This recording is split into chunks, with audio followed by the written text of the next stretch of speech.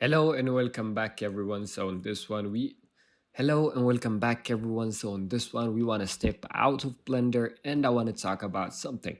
And this is a real world reference. So references like when you're making something in 3D, the key thing is like to make a good model is reference and reference.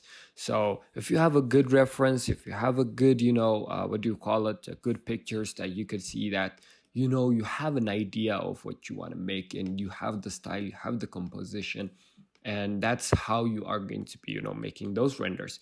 So you could see here there are like a darker effect to it, and the textures, the shading, everything you want to keep in mind which kind of lighting that you want to have. So that's something that sometimes you see people like starting just off with Blender and having amazing results.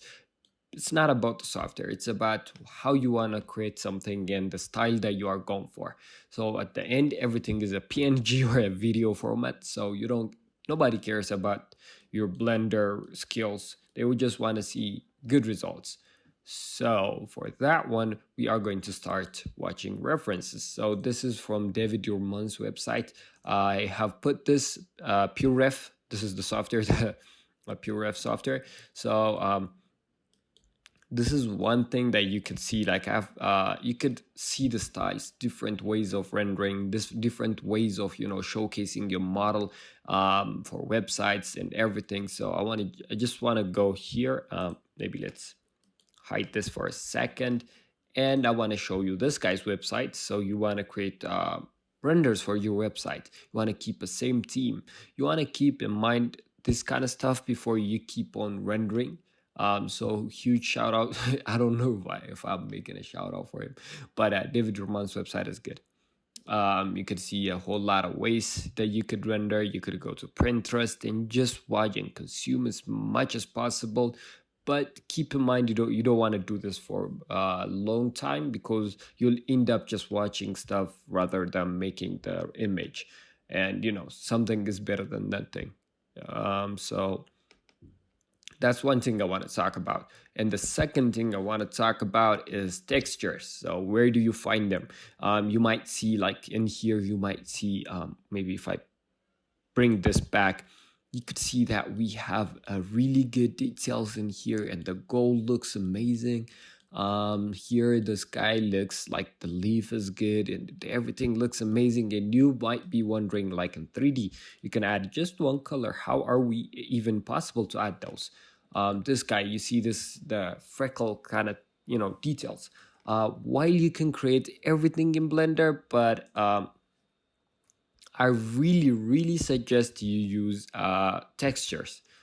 Just use textures, be done with it, because you'll have better results when you use textures, and we all want better results. So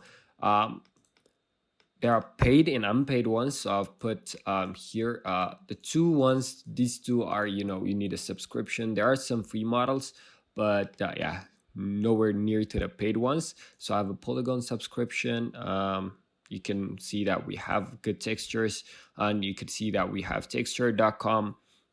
We have some good models here. There's some good textures. You could go like in the resources and have a good amount of texture. You could search a good amount of textures you could find here. And the next one is the free one, which is my personal favorite, which is Polyheaven.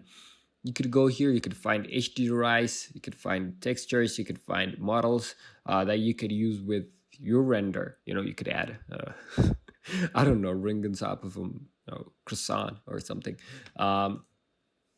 Maybe we want the textures now, so you could put your ring in here, and I'll show you how to use these models, but for now let's just see this guy. So we have an HD, we have an ambient CG, which is called now. It was, what was it named? Textures, something like that.